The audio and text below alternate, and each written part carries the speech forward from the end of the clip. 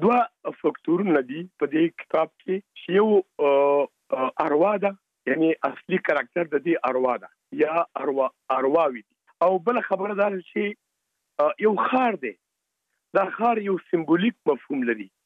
دا خار یو وطن کېدلی شي، یو جامعه کېدلی شي، یو حالت کېدلی شي، د یو جامعه حالت کېدلی شي. نو په دې خاطر باندې دا لنډو زمانو کې، یعنی په یو مقطع کې، یو زماني مقطع کې، دا هغه خار قصه ده چې بنیادمان په ارواو بدل شوي دي. هغوی خپل ژوند له لاسه ورکړی دی، هغوی د خپل ماضي سره پریکون کړی دی او د خپل مستقبل نه بې برخې شوي. دې کې نو ډېرې قصې دي. اوریدونکي چې کله په افغانستان کې د داستان کلمه اوري، ورله ورې ذهن دې ته راځي چې په دې داستان کې کیسه څه شی ده. نو په دغو کیسو کې که یوه کیسه تاسو راته ووایاست، فرضاً یوه کیسه څه شی دی په دې کې؟ ګوره یو خبره دا ده چې مرګ دی، هره ورځ مرګ دی، هره ورځ مرګ دی، او هره ورځ تسلیت ویل کېږي. یو خبره دا ده. بله خبره دا ده چې دلته یو بنجاره راغلی دی. ټول بنجاره کرکټر پیژني چې دا یو ذلیله کرکټر دی. زموږ جامعه بیا هم د کاست سیستم د تاثیر لاندې ده. که کاست سیستم بکین دی، د کاست سیستم د تاثیر لاندې ده په د ټولنپوهنې په لحاظ باندې. منظور دا دی چې یو داسې سوداګر دی چې هیڅ متاع نه لري، خو خلک تیر باسي او خلک غولوي، خلکو ته دوکه ورکوي، او خلک په نشهیي موادو روږدي کوي، خلک مخموروي. دا عوامل ټول دغه بنجاره پورې مربوط دي. یو دا خبره. نور زیاتره مسایل په دې کې سمبولیک راغلي دي. سمبولیک په دې بخاطر باندې چې دا داستان دی، دا فلسفه نه ده چې واضح وضاحت ورکړل شي. دا ژورنالیستیک گزارش نه دی چې ټول شیان بربند وویل شي. نو دلته په واقعیت کې اروا د هغې دنیا نه، یعنی د مرګونو دنیا نه یا د آخرت له دنیا نه خبرې کوي. کله چې اروا کاراکټر ځي مړ کېږي، هغه خلک تر بیرته راستنېږي، هغوی ته وایي چې بس زه ارام یم، یعنی زه مړ یم، زه غم او درد نه لرم.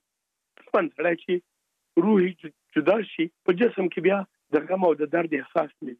نو په واقعیت کې موږ په وروستیو کلونو کې، او دغه اوس تر دې وګوره، دا یعنی په دا ټوله دنیا کې د ځمکې کرې ته وګوره، څومره میلیارډونه انسانان پکې ژوند کوي. آیا د ټولو ژوند داسې دی؟ که نه، دا زموږ یو بدبخته ولس ده. یو دی کې بیا هم یو عالم، یو دانشمند یختانې په دې اوږو پراته وي، هغه پښتانه ملامته کوي، او هغه مثلا بل قوم ملامته کوي، او دې ته نه ګوري چې دا د څه چا په ضد باندې، دا توطیه د چا په ضد باندې. داسې دې مسایلو ته هم پکې اشاره شوې ده. یعنی یو ډول سیاسي اړخ هم لري، او تاسو د انسانانو وویل، په وروستیو راپورونو کې وویل شول چې د انسانانو شمیر په نړۍ کې 8 میلیارډو ته ورسېده. ستاسو په فیسبوک کې مې د دې ناول ځینې برخې پخوا لوستې وې. تاسو بیلې برخې لیکلې وې، او په پیل کې مو داسې فکر نه و کړی، فکر کوم چې ناول کوئ به یې، همداسې ده؟ یعنې همداسې ده. ما هغه کوم احساس چې ما ته پیدا کېده د یو نیمچه لیکوال په حیث باندې، زه ځان ته لیکوال نه یم، که دا غټه کلمه ده، د داسې یو چا په حیث باندې چې یو احساس لرم، یو عاطفه لرم، او د خپل مورني وطن سره په اصطلاح باندې نه شکېدونکي رواني او عاطفي اړیکې لرم، دې هر وخت ځورولم. دا چې که څوک یې ښه بولي که بدې بولي، ما خپل احساس د کاغذ په مخ باندې پلی کړی.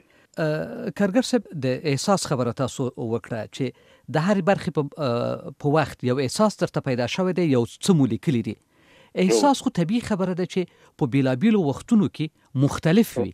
نو دغه مختلف احساسات څرنګه بیرته تاسو سره یو ځای کړي دي چې ناول لیکئ؟ خبره دا ده چې اوله کې خو بېلې برخې د ناول په برخه کې چې کله زه راتلم، ما خپلو دوستانو سره مشوره وکړه. هغوی ما ته ویل چې دا باید دې ما دې ته یو دغه ورکړي، یو هغه د ملایانو په پخوانو دغه خبره معنا یې واحده مې ورته ورکړه.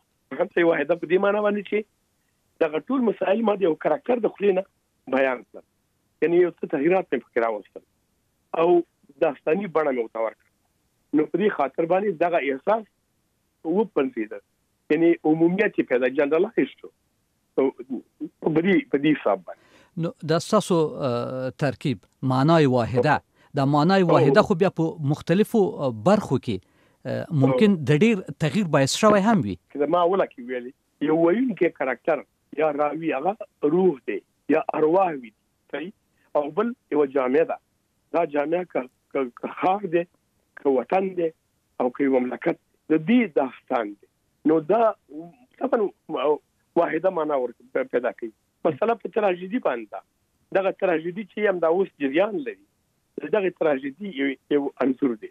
له تخنیکی اړخه که چیرته بیرته د دې ناول مسلې ته راشم زمان پکې یو نه دی او که څه هم کېدای شي چې یو څوک ووایي چې نوم یې دا دی چې د ارواحو له شاره نو طبیعي خبره ده چې د ارواحو په شار کې به زمانه له کومه شي.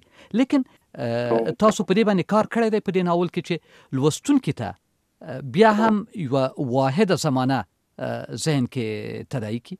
ګوره هلته په ځینو ځایونو کې د زمان مبارک خبرې شوي. موږ هلته ویل شوي چې موږ د داسې یو ځای نه خبرې کوو چې دلته زمان نشته، دلته لمر نشته دی، دلته سپوږمۍ نشته، دلته ستوري نشته دی، دلته فقط یوه خړه دنیا ده او انسانان هم نشته دی، فقط ارواح وي لکه سیوري داسې را دبره کېږي او څوک چا سره خبرې نه کوي. دلته خپله لوستونکی دغه پیدا کوي چې دا زمان کوم زمان دی. دا زمان همدغه وروستی زمان چې په اصطلاح د مقدساتو په نام باندې په یو ملت باندې حاکمیږي او د ملت ټول ارزښتونه په سین کې لاو کوي. د دې ناول انجام ته کرا شو، انجام څه شی دی؟ د دې ناول انجام دوام لري، یو رقم ته ادامه ده، مخصوصه پای نه لري، یعنی مشخص انجام نه لري. اما لوستونکی درک کولی شي چې یو انجام ته رسیدلی؟ لوستونکی باید ادبیاتو له زاویې نه دا درک کړي چې دا کوم انجام. دلته شیطاني وسوسه کې مسلطه ده او شیطان دا جامعه او دا انسانان کومې خواته دي.